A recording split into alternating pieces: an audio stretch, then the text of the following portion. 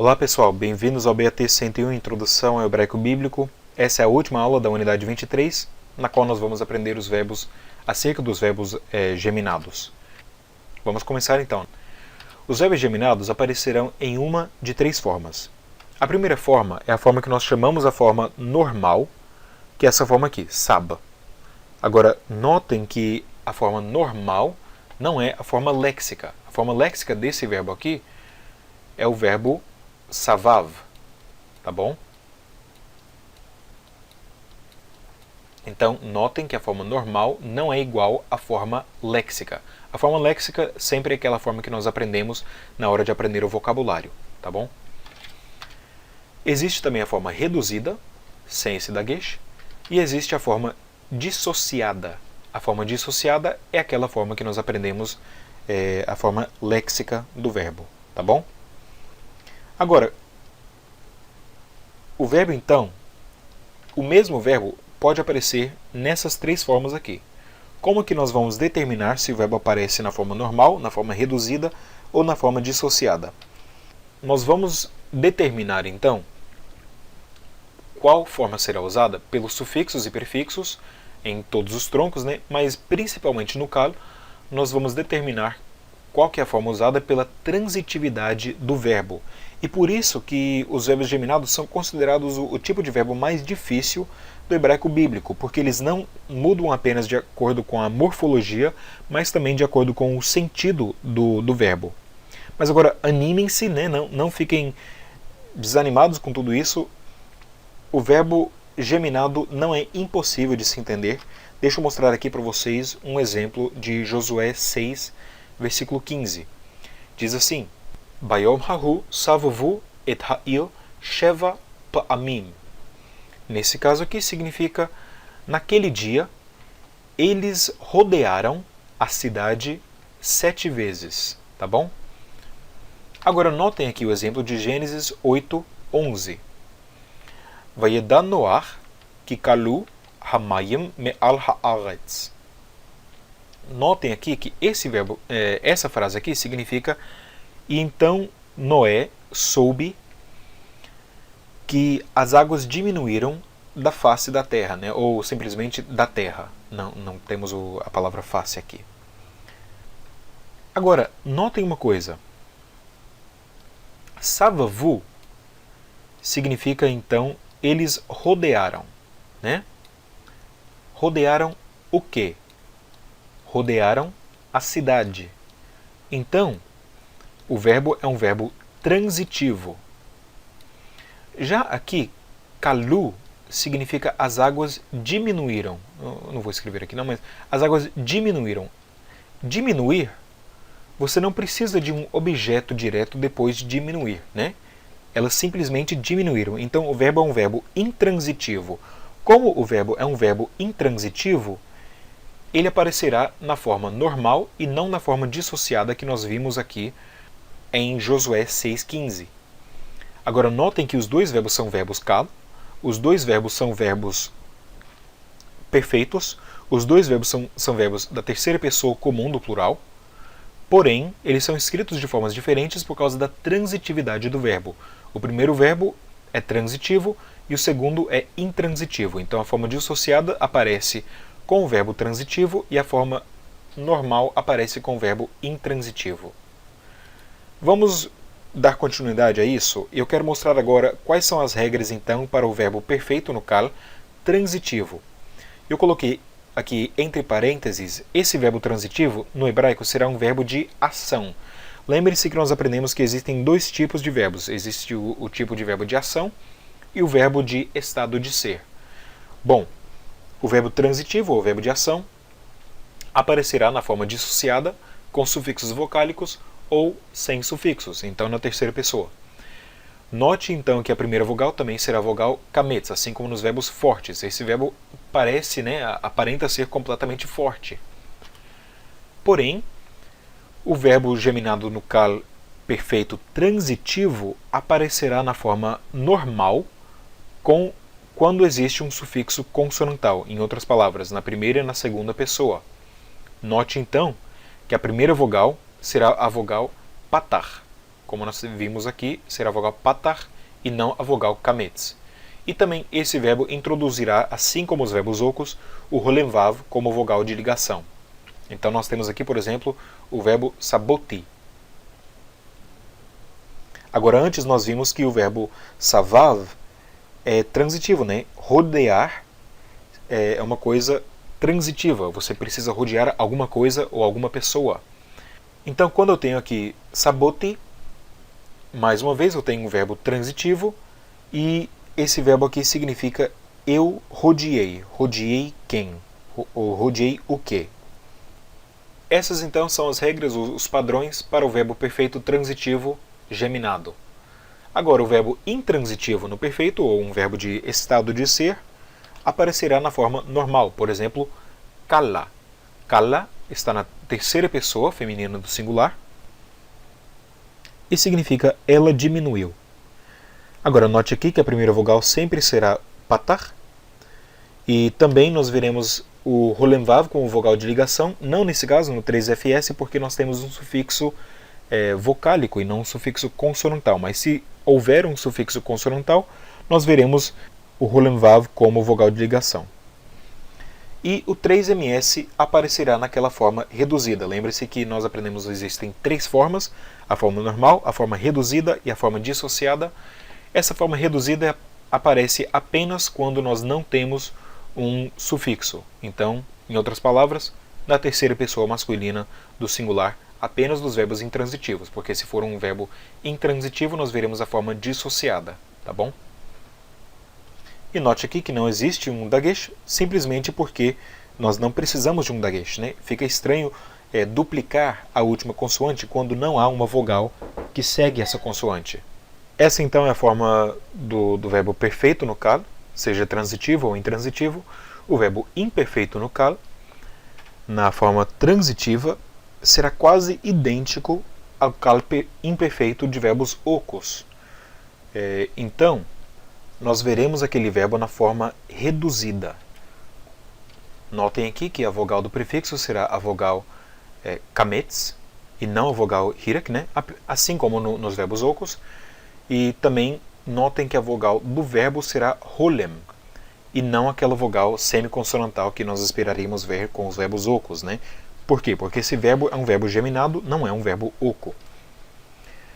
Agora, com sufixos, o verbo será normal. Em outras palavras, terá aquele dagesh aqui. Então, se ele não tiver nenhum sufixo, nós veremos o verbo na forma reduzida. Se ele tiver um sufixo, ele estará na forma normal. Se o verbo for intransitivo, na verdade, ele vai ser quase idêntico não ao kal imperfeito de verbos ocos, mas ao kal imperfeito do verbo penun. Né? Então aqui é uma coisa bem diferente. Em vez de nós teremos aquele dagesh aqui na primeira consoante por nenhuma razão. Ninguém sabe por que esse dagesh apareceu aí, simplesmente que essa é a forma do verbo intransitivo no kal imperfeito. Então, com sufixos, o verbo também será normal. A mesma coisa que acontece aqui, nós temos aquele dagesh aqui, mas notem que o dagesh continua na primeira consoante. Porque o verbo imperfeito intransitivo no kal de estado de ser, né, ele estará então imitando o verbo penun. Agora, eu sei que isso é muita informação, vamos ver então o paradigma dos verbos geminados no kal. Notem aqui que no perfeito nós temos algumas mudanças, e essas mudanças ocorrem apenas na terceira pessoa. Vejam só. O resto dos verbos segue aquele padrão idêntico. Tá vendo? Nós temos um patar aqui, nós temos a vogal de ligação rolemvav. Nós temos o patar, nós temos a vogal de ligação rolemvav. Nós temos o verbo aparecendo aqui na forma normal, aqui o verbo aparece também na forma normal. A única diferença então está na terceira pessoa, onde nós temos a forma dissociada com verbos de ação e nós temos a forma ou normal ou reduzida com o verbo de estado de ser. Agora o verbo mudará um pouco mais no imperfeito, por quê? Porque o que acontece aqui é que nós temos a mudança da primeira vogal, que será hirek, aquela vogal forte, na verdade, né, que nós esperaríamos ver com o verbo de estado de ser, porém com o verbo de ação nós veremos um kametz. Outra coisa que é estranha e que aparece aqui é esse dagesh nos verbos de estado de ser. Por quê? Porque eles imitarão a forma do verbo penun, e aqui eles imitarão a forma do verbo oco. Qual então que é a diferença entre essa forma aqui e a forma do verbo oco? A única diferença então será essa vogal. Em vez de ter aquela vogal, por exemplo, rolem vav, ou por exemplo, hirek yod, ou shurek, nós temos a vogal rolem. A única diferença então do verbo de estado de ser será que esse verbo terá aquele dagesh, né? Em outras palavras, ele aparecerá na forma normal quando há um sufixo. Essa é a única diferença aqui entre esse paradigma e o paradigma do verbo fraco penun, imperfeito no kal, com o verbo geminado imperfeito de estado de ser no kal. Agora, notem que existe apenas uma forma do imperativo, uma forma do infinitivo construto, uma forma do infinitivo absoluto e uma forma do particípio. E notem que essas formas aqui são formas fortes, porque nós temos a duplicação da última consoante, e essas formas aqui, mesmo sendo formas fracas, seguirão aquilo que nós esperaríamos ver por causa do verbo imperfeito. Se você retirar o prefixo tanto dessa forma aqui ou dessa forma, você terá a forma do imperativo e também do infinitivo construto, que é sov, tanto no imperativo masculino singular quanto no infinitivo construto. Tá bom? Bom, pessoal, nós acabamos de ver a parte mais difícil dos verbos geminados, que é a parte dos verbos geminados no kal.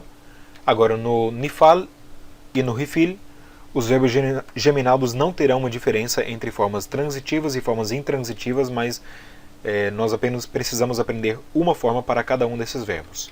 Tá bom? Então, no nifal, o verbo geminado agirá quase como se fosse um verbo oco. As únicas coisas que mudarão serão a duplicação da última consoante quando há um sufixo. Na sabu, vocês verão, significa eles foram rodeados. Notem aqui também que mesmo nessa forma nós vemos que a vogal não será a vogal semiconsonantal aqui entre essas duas consoantes, mas será a vogal patar. Tá bom? Essas são as únicas duas coisas que mudarão. Então nós temos aqui a forma nasabu e a forma yisabu. Notem que as duas formas têm tanto esse dagesh aqui, porque está na forma normal, né? Quanto esse patar aqui. Notem então que essa forma é a forma do nifal perfeito, essa é a forma do nifal imperfeito, porém o padrão vocálico é quase o mesmo. A única coisa que muda é que aqui nós temos um kametz, aqui nós temos um hirek, mas esse kametz aqui é a mesma coisa que nós esperaríamos ver, por exemplo, no nifal do verbo oco. Agora, no rifil, o verbo geminado será um pouco mais complexo do que nós vimos com o nifal.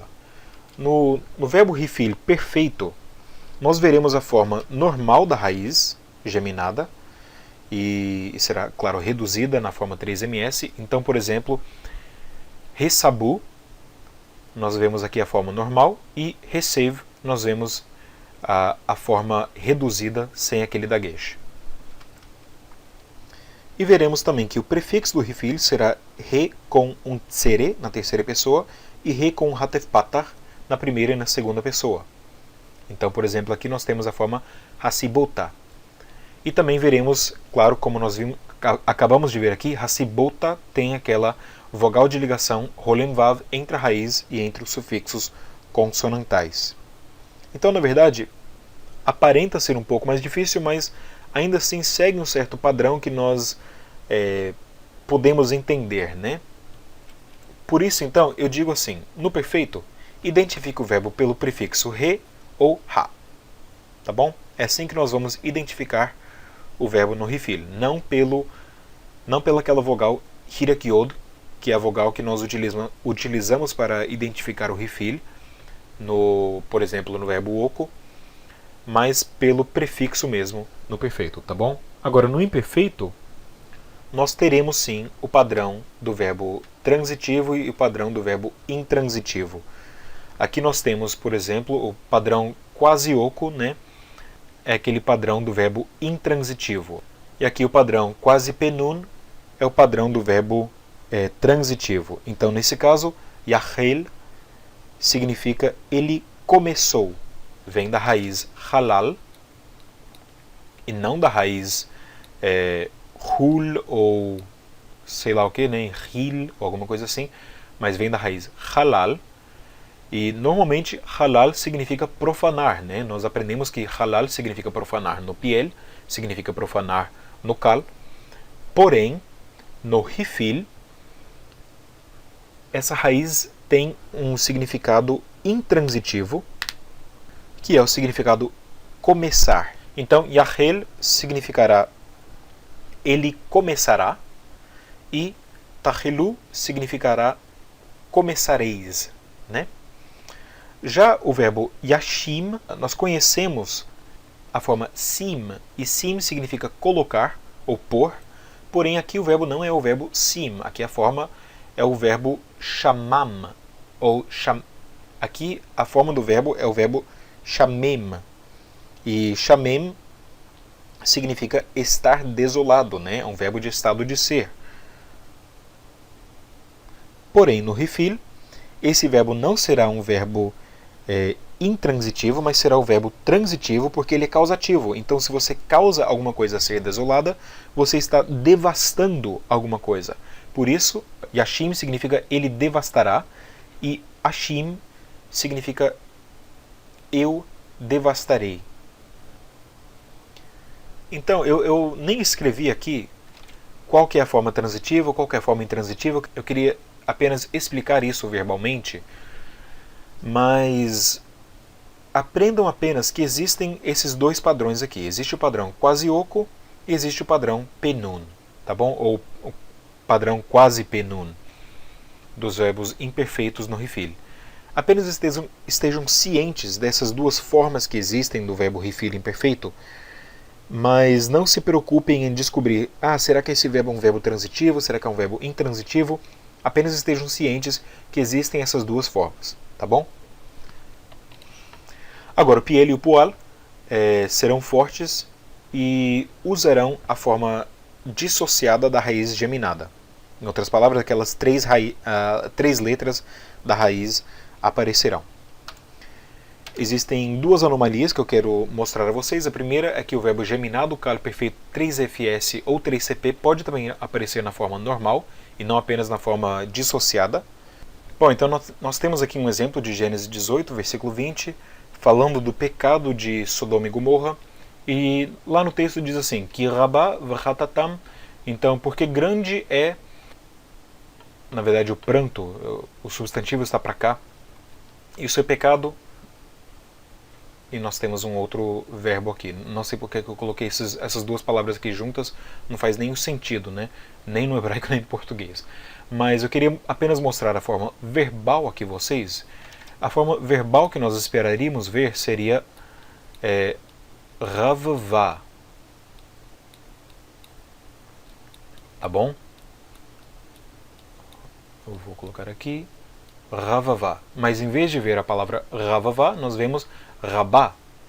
Então notem que o verbo na terceira pessoa feminina do singular ou na terceira pessoa comum do plural pode aparecer na forma normal e não apenas na forma dissociada. Outra anomalia é que certas raízes geminadas aparecerão nos troncos pilpel ou polpal. Não nos troncos polel e polal, mas nos troncos pilpel, polpal e também hirpalpel. Notem aqui, por exemplo, Eclesiastes 10, versículo 10, que diz assim: Im keha habazel, vahu lopanim kilkal, vachayalim yagabea.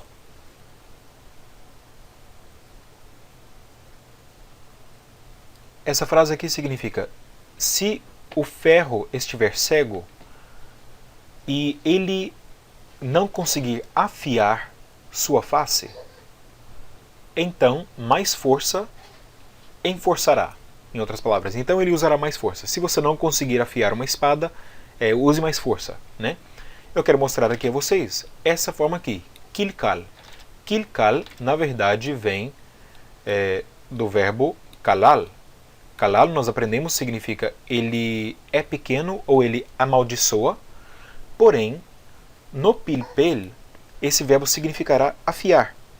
Não sabemos porquê, não sabemos qual que é a relação que existia na cabeça dos hebraicos naquele tempo entre fazer pequeno, amaldiçoar e afiar, né? Mas kilkal significa então afiar.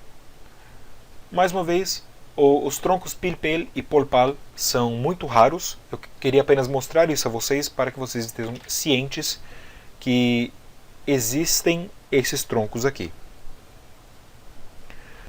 Pessoal, acabamos a nossa longa jornada, o nosso grande estudo dos verbos no hebraico. E agora, finalmente, nós terminamos e acabamos todo o nosso estudo do sistema verbal no hebraico. Na próxima unidade, nós vamos aprender apenas como, então, aplicar todos os conceitos que nós aprendemos no BAT 101. Parabéns e vamos continuar. Shalom!